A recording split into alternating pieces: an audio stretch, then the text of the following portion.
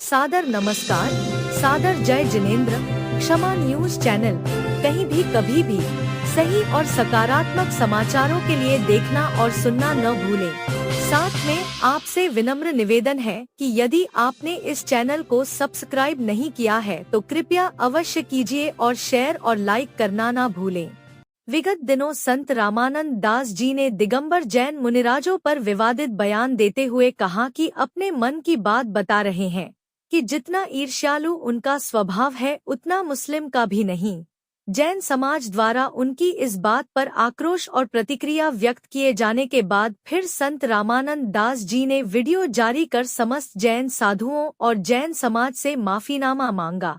लीजिए सुनिए। अपने मन की एक बात बता रहे हैं कि जितना ईर्ष्यालु उनका स्वभाव है उतना मुहम्मदन भी नहीं है। चाहे सुन रहा होगा कोई नाराज हो या प्रसन्न। वो लोग स्वामी हैं, मुनि जी हैं, सब नंगे चलते हैं। उनकी जमात जितने हैं वो नंगे चलते हैं। हमारे यहाँ शास्त्र में 5 वर्ष के बालक सनकादिकों को ही नंगा कहा गया है। लेकिन अब परंपरा है लोगों की, तो चलो भाई हम नंगे भगवान मिलेंगे। अरे नंगा रहने से भगवान की कृपा नहीं है। अंतःकरण खाली होना चाहिए, शुद्ध होना चाहिए, हृदय हमारा निर्मल हो। हमारे यहाँ श्रीमद् भागवत में इसको पाखंड मार्ग की कह करके निंदा की गई है। शुकदेव जैसा महामनीषी कह रहा है। इसलिए हमारे यहाँ शास्त्र कहता है कि जो वेद की परंपरा के अनुसार चला आ रहा है वो धर्म है। वेद के अतिरिक्त जो भी है वो नास्तिक है। हम ईश्वर की सत्ता माने या न माने, लेकिन जो वेद मानते हैं, वेद को प्रमाण मानते हैं, उनको आस्तिक मानते हैं। जो वेद को प्रमाण नहीं मानते, नास्तिक। हम कुछ महीनों तक उन लोगों को पढ़ाए।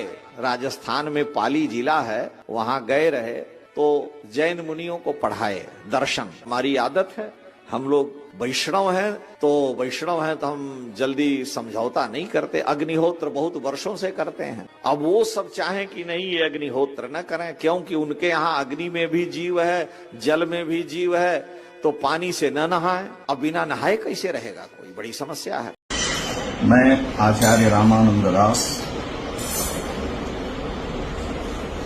जैन धर्म को लेकर के भगवान ऋषभदेव के चरित्र की कथा कहीं कर रहा था, जिसमें मेरे द्वारा वाचा स्खलन हुआ और उस वाचा स्खलन के परिणाम स्वरूप जैन मुनि अथवा जैन धर्म के आचार्यों को, उनके अनुयायियों को, उन महापुरुषों को क्षोभ हुआ है।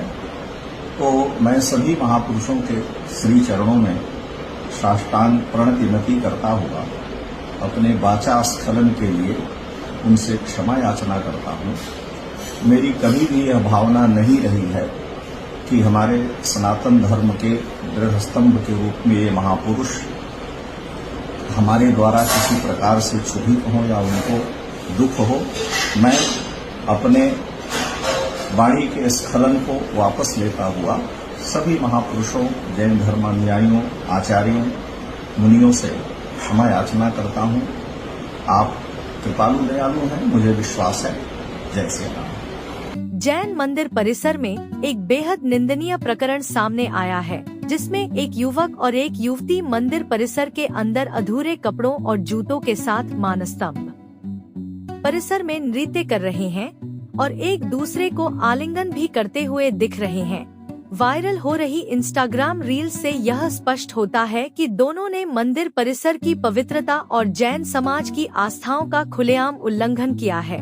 जैन समाज की आस्था और परंपरा के अनुसार जैन मंदिर एक अत्यंत पवित्र स्थल है, जहां संयम, श्रद्धा और मर्यादा अत्यावश्यक मानी जाती है।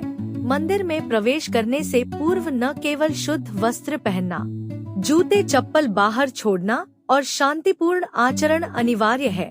इस तरह के कृत्य से न सिर्फ समाज की भावनाएं आहत हुई हैं, बल्कि जैन मंदिर की गरिमा भी कलंकित हुई है। मंदिर दिल्ली के सुल्तानपुर मेट्रो स्टेशन के पास बने जैन मानस्तंभ का बताया जा रहा है, जो कि कशिश थापर और तुषार सिंह बोडबाल के इंस्टाग्राम पेज पर अपलोड हुआ है, जिसमें दोनों ने अपने मनोरंजन और चंद व्यूज और फॉलोवर्स के लिए पूजनीय स्थल जैन मंदिर और जैन धर्म का मजाक बना दिया है।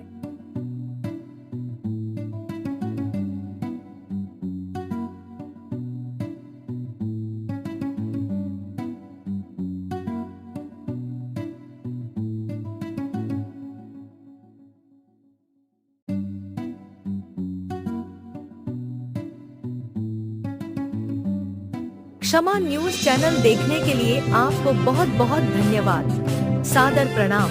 सादर जय जिनेंद्र।